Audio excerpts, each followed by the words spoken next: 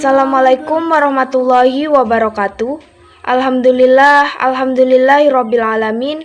Wassalatu wassalamu ala asrofil anbiya'i wal mursalin wa ala alihi washabbihi rasulillahi ajmain, amma ba'du.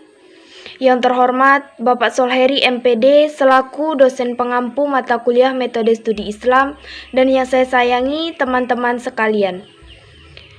Pertama-tama, marilah kita panjatkan puji syukur kepada Allah Subhanahu wa Ta'ala yang telah melimpahkan rahmat serta hidayahnya kepada kita semua dan kesehatan sehingga kita dapat melaksanakan perkuliahan seperti biasanya. Perkenalkan, saya Suliza Mariska selaku moderator dari kelompok 1. Baiklah, saya di sini akan memperkenalkan anggota kelompok 1, yaitu Windy Anugrah, Nur Sakinah Ramadhani, Daulat Osmaparna, dan Zian Aulia Fauzia. Adapun materi yang akan kami bahas yaitu kebutuhan manusia terhadap agama dan berbagai pendekatan untuk memahami agama. Untuk penyampaian materi akan disampaikan oleh teman-teman anggota kelompok 1. Kepadanya saya persilahkan. Assalamualaikum warahmatullahi wabarakatuh. Terima kasih kepada moderator yang telah memberikan kesempatan kepada saya. Pada kesempatan kali ini saya akan membahas materi tentang kebutuhan manusia terhadap agama. Masyarakat Indonesia terkenal sebagai masyarakat agamis karena memeluk agama tertentu dan tidak ada ruang sedikit pun bagi orang ateis. Bisa jadi seseorang beragama Islam, Nasrani, Buddha, Hindu, dan Konghucu.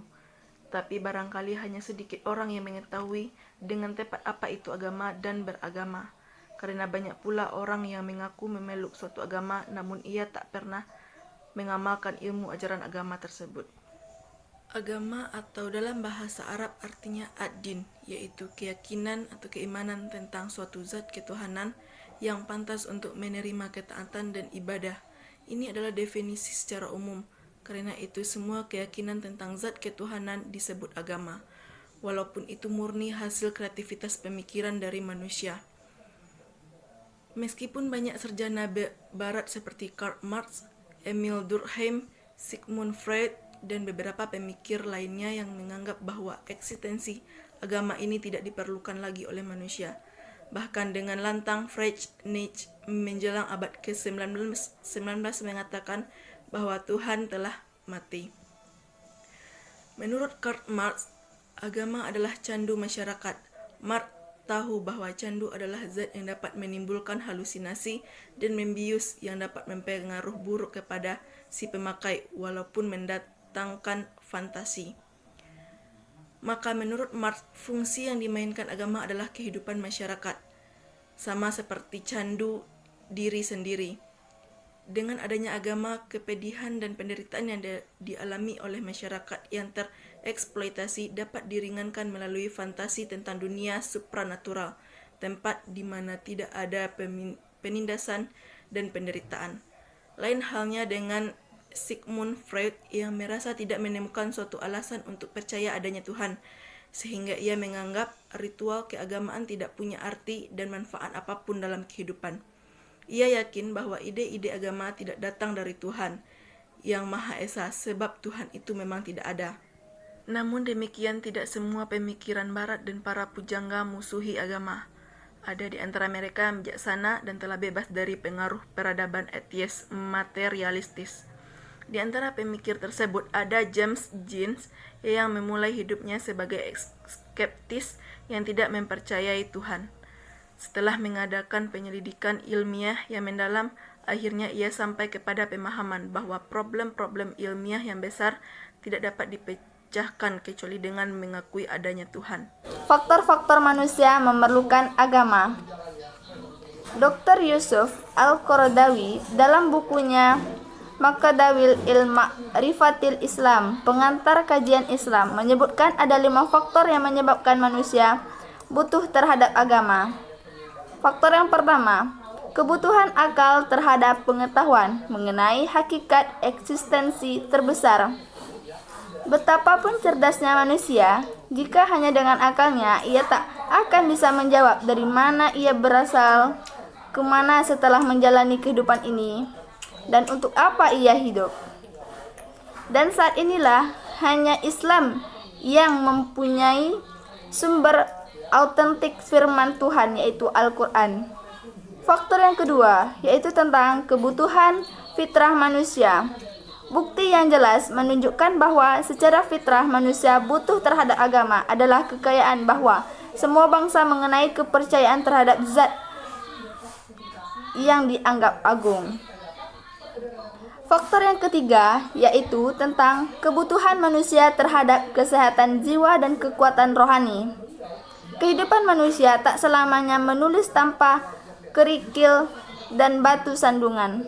Ada saat-saat gambar bahagia, damai, dan tentram. Namun ada saat di mana ia sedih, gundah, menderita.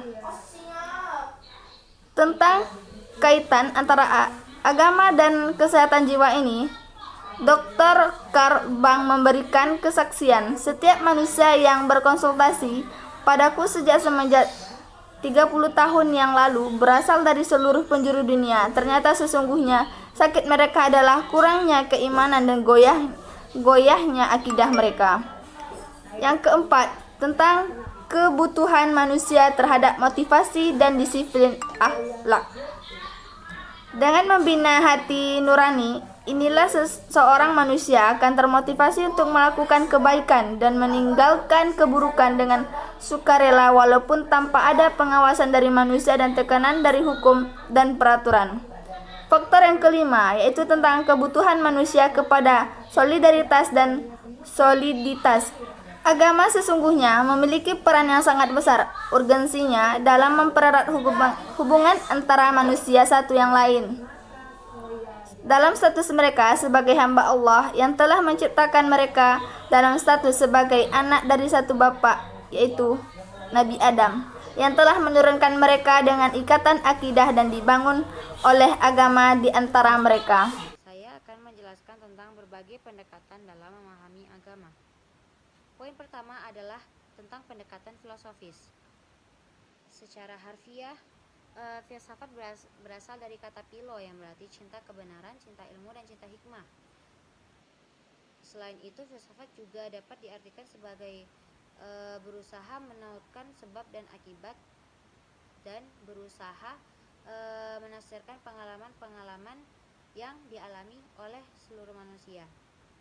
Dari definisi di atas kita dapat mengetahui bahwa filsafat pada intinya berupaya menjelaskan inti atau hikmah mengenai sesuatu yang berada di balik objek. Filsafat mencari sesuatu yang mendasar, asas dan inti yang terdapat di balik yang bersifat lahiriah. Berpikir secara filosofis selanjutnya, filsafat ini dapat digunakan dalam memahami ajaran agama dengan maksud agar hikmah dari pelajaran agama tersebut dapat dipahami oleh semua orang secara seksama. Pendekatan filosofis yang seperti ini telah banyak dilakukan oleh para ahli. Dalam agama banyak juga dijumpai istilah-istilah yang menggambarkan sikap batin seseorang. Misalnya, sikap beriman dan bertakwa kepada Allah sebagai seseorang yang soleh, orang yang berbuat baik, orang yang jujur, dan sebagainya. Seperti kita misalnya, kita juga dapat mengetahui pengaruh dari sholat, puasa, zakat, haji, dan ibadah dengan melalui ilmu jiwa. Dengan pengetahuan ini, maka dapat disusun langkah jika langkah baru yang lebih efisien lagi dalam menanamkan ajaran agama. Dengan pendekatan itu semua, orang akan sampai pada agama. Seorang teolog, sosiolog, antropolog, sejarawan, ahli ilmu jiwa, dan budayawan akan sampai pada pemahaman agama yang benar. Dengan ini kita melihat bahwa agama bukan hanya monopoli kalangan teolog dan normatif belaka, melainkan agama yang dapat dipahami semua orang sesuai dengan pendekatan dan kesanggupan yang dimilikinya. Itulah tadi hasil presentasi dari kelompok 1. Jadi, agama sangat diperlukan oleh manusia sebagai pegangan hidup sehingga ilmu dapat menjadi lebih bermakna. Agama adalah kepercayaan akan adanya Tuhan yang menurunkan wahyu kepada para nabinya untuk kebahagiaan dunia dan akhirat manusia itu sendiri. Dapat dilihat ketika manusia sedang kesulitan, mereka akan mengeluh dan meminta pertolongan. Dengan demikian, secara naluriah, manusia mengakui kekuatan dalam kehidupan ini di luar kemampuan dirinya. Naluriah membuktikan bahwa manusia perlu beragama dan membutuhkan sang Haliknya. Terdapat 3 alasan manusia memerlukan agama, yaitu fitrah manusia, kelemahan dan kekurangan manusia. Berdasarkan hal-hal tersebut, maka kebutuhan manusia akan agama sangat besar dibandingkan dengan kebutuhan manusia lainnya. Mungkin hanya itu yang dapat kami sampaikan. Kurang dan lebihnya kami mohon maaf. Wabillahi taufik wal hidayah. Wassalamualaikum warahmatullahi wabarakatuh.